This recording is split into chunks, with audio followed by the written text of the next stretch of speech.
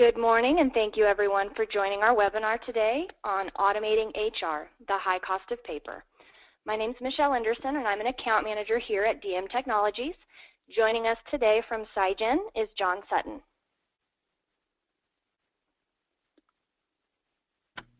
Hi, Michelle. How are you? Can you flip the screen, please, John? Few housekeeping items before we get started. We are recording this call, so all lines have been muted. We ask that you go ahead and post your questions in the questions section of the GoToWebinar control panel, and we'll address as many as we can at the end of the presentation. We're also going to post the recorded webinar to our YouTube site later this afternoon at www.youtube.com/allthingsfacts. Just a little bit about Diem Technologies before we get started. We were founded in 1990 in Richardson, Texas, and soon became one of the first open text platinum partners and authorized support providers offering first-line support for WriteFax.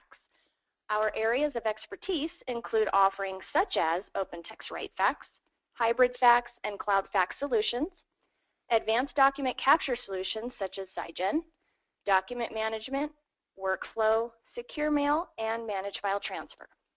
Today we are going to specifically focus on the benefits that advanced capture solutions like PSIGEN provide to the HR process. And John Sutton of PSIGEN is going to tell us more about how automating the HR processes can not only reduce time, the high cost of paper, help avoid expensive security and compliance risks, but how it may benefit your organization as a whole. So with that, at this time, I'll go ahead and hand it over to John. Okay, Michelle, thank you for that. What I'd like to do is also spend a moment of time and go over a little bit about PSIGEN and more specifically our core offering, SideCapture. So if you'll give me just a moment, I will go ahead and bring that up. So SideCapture was founded in 1995. So we are very mature in the capture space. One thing that I would like to note is that we are agnostic. It doesn't matter what the make or model of scan device is that you would like to use for document intake, whether that's scanning or folder monitoring. We can usually work with it, so that gives you a lot of options in how you design your intake front end there. There are three things that we focus heavily on. The first is innovation. We can do things that our competitors can't do. But the second is volume. Even though we can service a low volume, low complexity operation, at the same time, the same product can scale upward and accommodate the needs of true enterprise level accounts. We have clients that literally push millions of pages through our products every single day. The third thing that we focus on is automation. You're going to see some of that today. And by that I mean we can empower you guys to automate your processes to really save a lot of time, effort, resources, and ultimately money. And then on the back end, we integrate with 60+ back-end systems, so we can take that finished product and push it to just about anywhere that you would like. To that end, I've got a few of the systems that we work with listed on the screen here, shown on the screen here.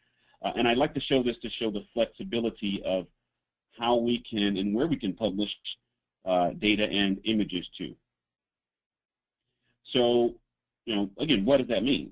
Well, that means we can automatically extract information from the documents that you're handling and push those to just about any core line of business application. Now, people often ask me, well, John, can you give me an example of really what capture is? And, I like to call it scanning on steroids, but we're not limited to a scanned document. Also handle electronically generated documents like PDFs, TIFFs, JPEGs, Office documents like Excel spreadsheets and Word documents for handling and processing through our product. That's going to automate the indexing process, It's going to standardize the naming convention, so when you store information, you can easily find that, and if necessary, we can integrate with certain devices on the network. Now, with human resources, there are usually a few challenges. You guys deal with all types of forms, and our product has the intelligence to be able to distinguish, an I-9 form from, let's say, apartment I-9 on an application. And as a result, the software can make intelligent decisions as to what needs to be done and how that type of correspondence will need to be handled. We can also automate things like, or assist you rather, in automating things like your new employee onboarding process. Or maybe help you automate things like performance reviews and other types of correspondence that you have to handle in the HR space. Ultimately, that helps you guys return on your investment. You can do things like, automate processes to make them happen faster and more efficiently. You can reduce the amount of paper being handled. You can manage your staff allocation because you're saving time and, again, streamlining processes. Another benefit would be the reduction of floor space. You can eliminate some of the outsourcing costs. You can also take advantage of prompt pay discounts, be more prepared for audits, and reduce the duration of audits as a result. So for us, the equation is really very simple. We want to help you guys take everything from the left-hand side of the screen, process it, and push it to the right-hand side of the screen. Now that could be a scanned document. We can also handle what I'll call image files. That could be a PDF, a TIFF, or a JPEG, really any image file type. Maybe you have some fax correspondence, and we can give you guys the flexibility to design how those are handled and who's going to handle them very, very efficiently. So with that, I'm going to go ahead and dive into a demonstration of the product. Now the name of our flagship offering is SideCapture. Before I begin the demo, there are a few things that I want to go over to make sure that you guys understand what I'm going to show you here today. First of all, this is our workspace. This is where the results of any action that I take will be displayed. On the left-hand side, these are the modules that are available to you for functionality. Now, these can be turned on or off through security. So if you don't want me to do indexing or QA or what have you, when I log into the product, I will not see these options as available. Now, we do have our own security scheme, but we also integrate with both Active Directory and LDAP. What that means is that we can easily adhere to any security policies that you guys may have in place. Now, I'm going to simulate a scan, and as I do that, I want you to notice this little box, this window that pops up. This contains a list of our document types, or doc types for short. Document types are what we call our templates, and you can have as many document types or templates as you would like. You'll also see that you can group these to segregate them or sort them in any way that you'd like to as well. Document types can run simultaneously, and they can service any need that you have. So you can have different document types handling different areas of your organization running at the same time. So this really becomes the hub of all capture activity. There are no limits to the number and or type of index values or values that you could associate with any one particular document type. So this is really a blank piece of clay that you guys can make and mold in any way that you see fit. So I'm going to pull in a set of documents here. I've got an HR document type that I'm going to bring up. And what I want you to notice is when I bring these in, I've got some sample files. I'm going to, again, simulate a scan.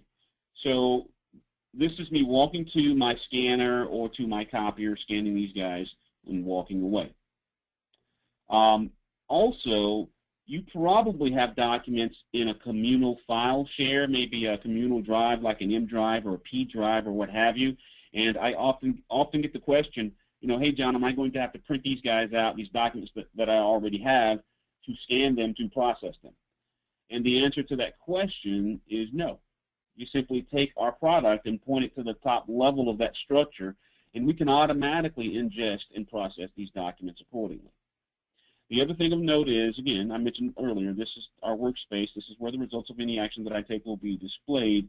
But I also want to note that there are two ways that you can touch the product. The first is in an automated fashion, meaning that I scan and or import my documents, and then I walk away. That's what you're seeing happening here now. And I'm going to push the product through the various steps of the workflow. But the other way that I could interact or touch the product is in an interactive fashion, meaning that you know, it's going to be something that's going to be more manually involved. And I apologize, I think I mentioned interactive before, but automated, meaning that I scan my documents and walk away. And what you're going to see now is the more interactive process.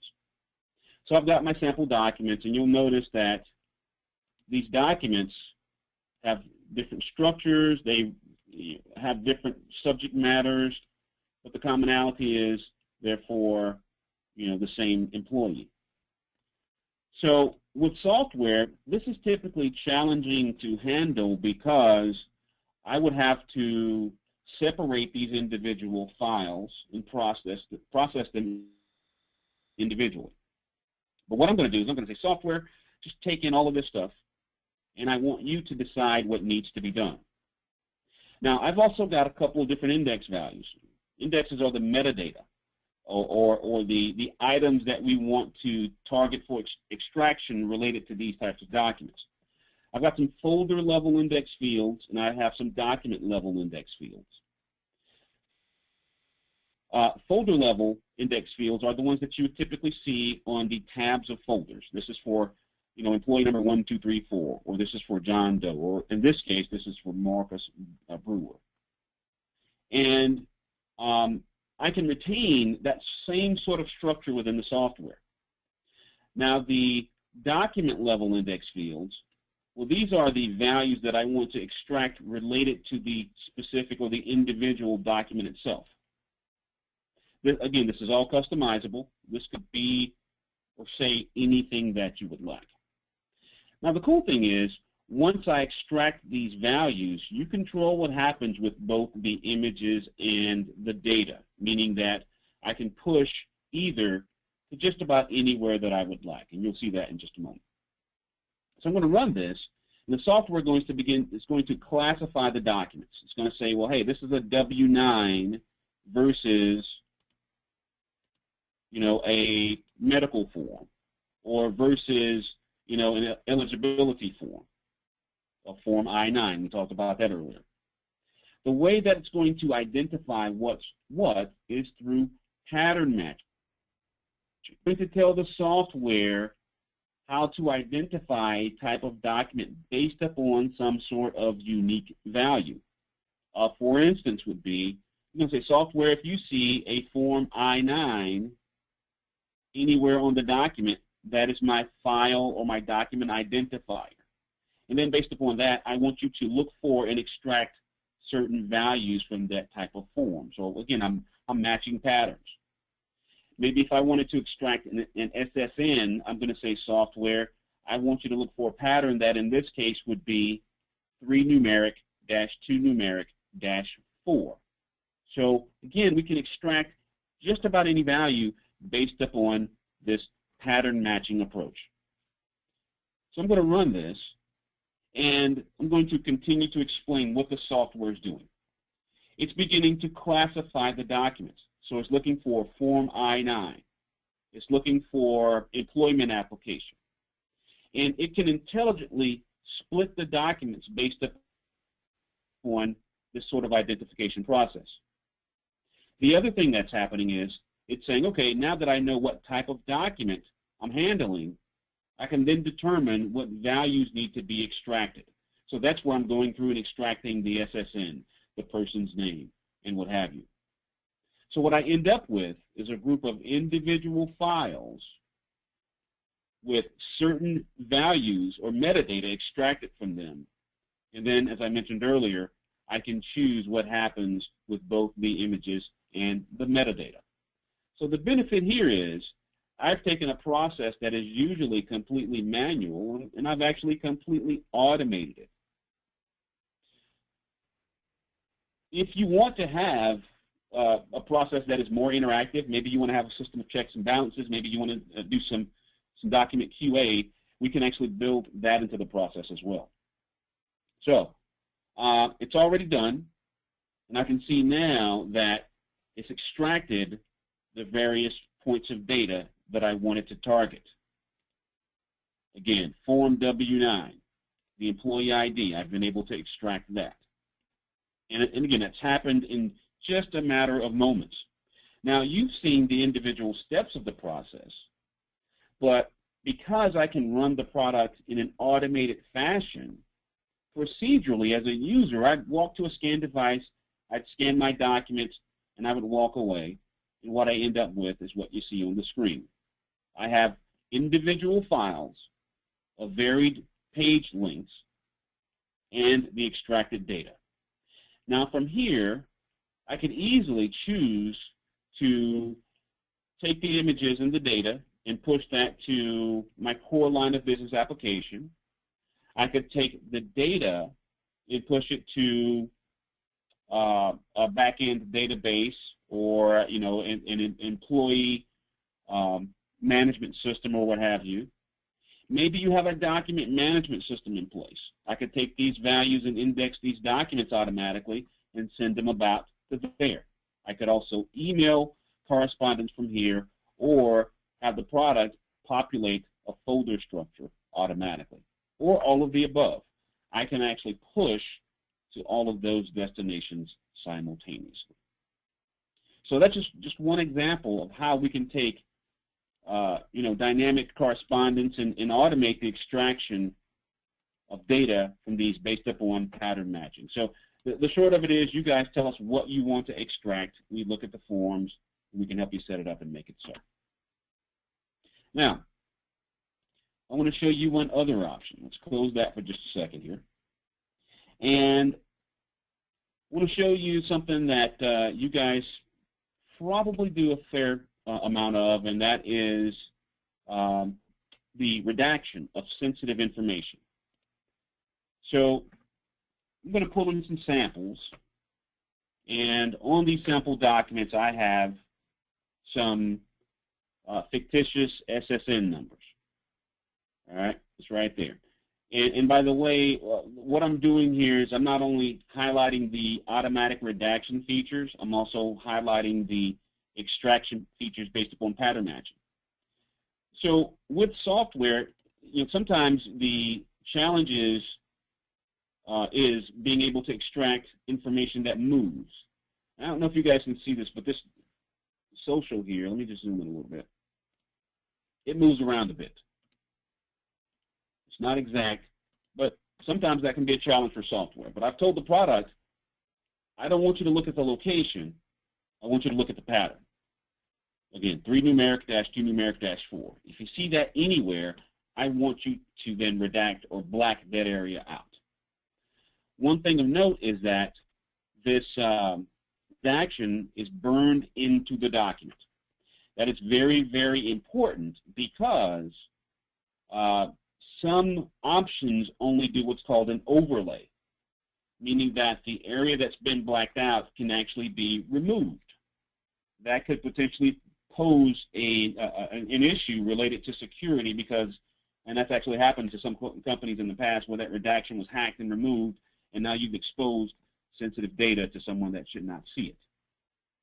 So the question is, well, John, if you redact all of this data, I might have needed a copy for internal use. What we do to service that need is we produce a redacted copy to a location A for public consumption, but we also produce a non-redacted copy to a location B for internal use, and we can make that happen automatically. So just that fast, it's done. So the product runs very, very quickly. You can see that if I expand the view, I can view the individual pages of the files. I have the redacted view of the documents. I also have the extracted data available to me as well. You'll also notice that if I mouse over these values, you can see that little box moving around. So as I mentioned earlier, we're redacting the data, we're finding the information and handling that based upon the pattern, not the physical location. So now it doesn't matter if the information moves about or if the structure of the documents change from page to page or even document to document. We can still easily find and handle the information accordingly. And as I mentioned earlier, you control what happens with both the images and the data.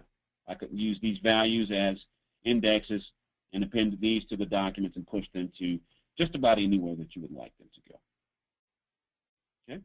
Now, also, one other option with redaction is I have the ability, if I wanted to manually redact. Let me just zoom in a bit here. Let's say I wanted to redact this person's name. I've got some options along the top here. One of them is redaction. I click on that guy. I mouse over the area that I want to target, and when I release, I get a preview of the affected area, and I've got some options here. The software says, hey, do you want to redact to black? Do you want to redact to white? Or maybe white with a black border? I'm just going to choose black, and we're going to click OK, and we're good to go. So in addition to having the ability to automatically redact, I can also manually redact as necessary. So again, you've got a couple different ways of moving about.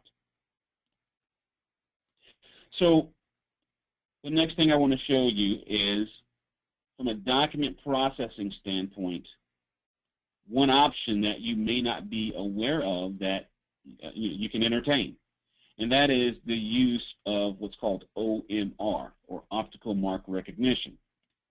Here's what I mean. This was a law firm that we worked with. And legal is the example, but again, this could apply to any documents within HR. They came to us and they said, hey, John, we have an issue. We certainly understand the benefit of the offering, but we have a couple of challenges. The first challenge is, we don't want our users to learn yet another software application. We want this to be really simple and really easy for them to pick up. And by the way, they already have enough on their plate. So we need a way for them to adopt this in a seamless fashion. The other challenge is the partners of this firm have been here for 30-plus years. They're not going to use anyone's software, let alone yours, but we need to find a way to move forward. So here's what we did. We went in Microsoft Excel and we helped them design this cover sheet. And procedurally, what they do is they print these out and they place them beside all of the scan locations, whether it's a copier or scanner. So in HR, this could apply to the different types of documents that you guys have to handle. Now, in this scenario, they had two required values. And by the way, you can require certain values. You can make others optional. They said our required values are the user ID, which is essentially equivalent to their employee number, and the client ID. They would either know or have relatively easy access to this number. And then what we did is we gave them some options. We said, hey, if you want us to email a copy of the correspondence to someone automatically, just check the applicable box and we're going to make that happen. If you also want a copy of this correspondence drop into a folder somewhere on the network, just check the applicable box under boxes and we're going to make that happen as well. So once we've designed these cover sheets, we placed them beside all of the scan locations. And then from a training standpoint, we said, hey, if you need to scan anything, you can go to any device anywhere, pick up one of these cover sheets. I then want you to place it on top of your correspondence after you mark it up, scan it, and walk away. Congratulations, you've just been trained on the use of the software. They scan the documents, and we kind of put the process on steroids. I'm going to explain what I mean by that in just a second. So we scan the documents, We're going to read the marks and equate that to a value, and it's actually done. So again, it's just that fast. So they filled out their user ID, and by the way, it doesn't have to be neat. You can draw a line through this, draw an X, check mark. It doesn't have to be neat at all. We read the value. We got it right there, and then we in turn hit their user database with this value and pulled back the user's name automatically. They gave us the client ID. We hit their client database with that value and brought back the client's name, the administrator's email address, the current email address. We also pulled back the paralegal's email address, all associated email addresses, and we noted a copy of the location where we deposited the correspondence. You can even control whether or not this cover sheet is retained as a part of the final image. We can drop that automatically if you want us to. And the users never have to see what you guys see on the screen now. They never see or touch the product because we essentially have it running as a service in the background.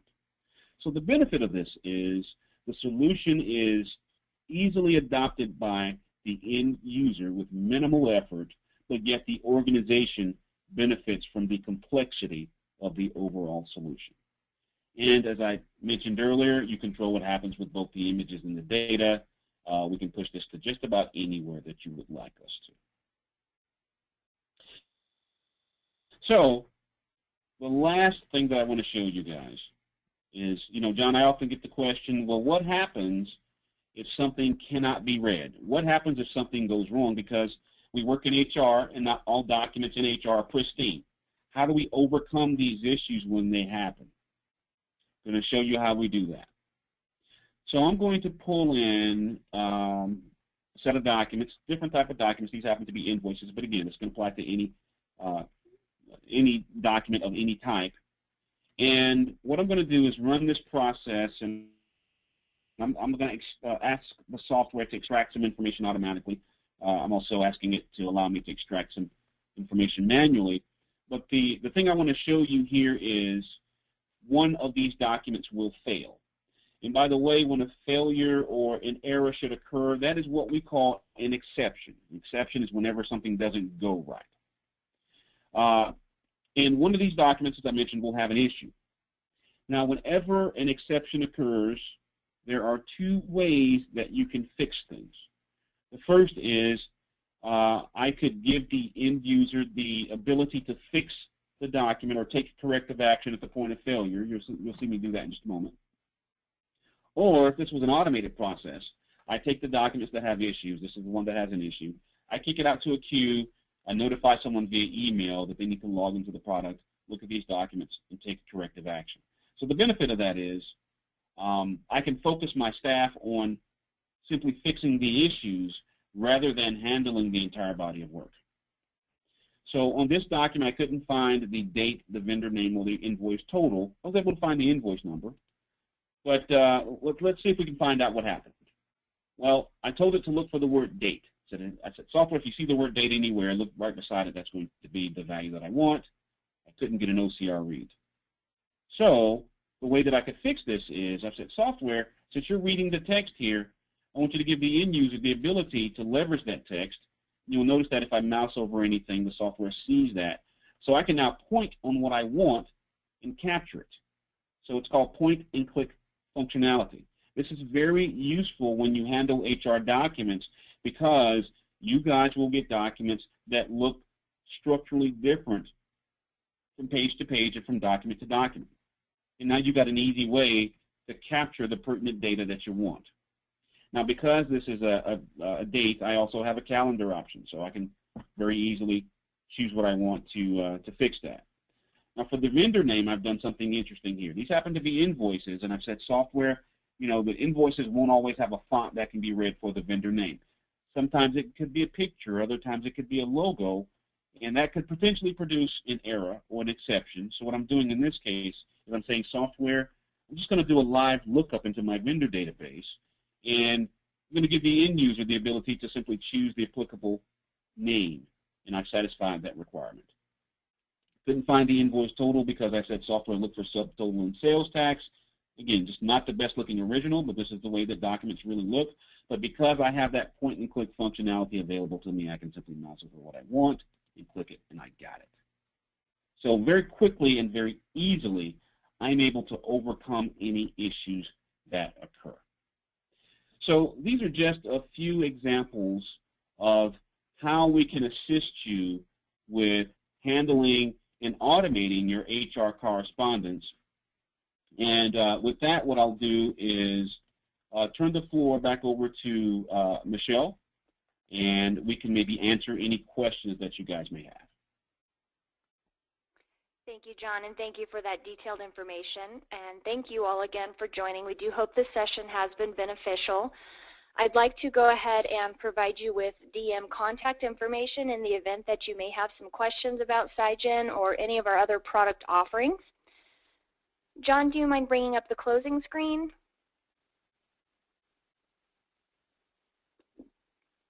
Sorry about that. Give me 1 second. No problem. Let's see. There we go. Thank you so much. So as you can see here, if you do have questions, again, about PSIGEN or any of our other solutions, you can contact your Diem account manager. If you're not sure who that is, you can contact us at info@diem.com or call us at 877-669-3700, and your call will be routed accordingly. If there are any questions at this time, feel free to go ahead and post them, and we will address them as we can.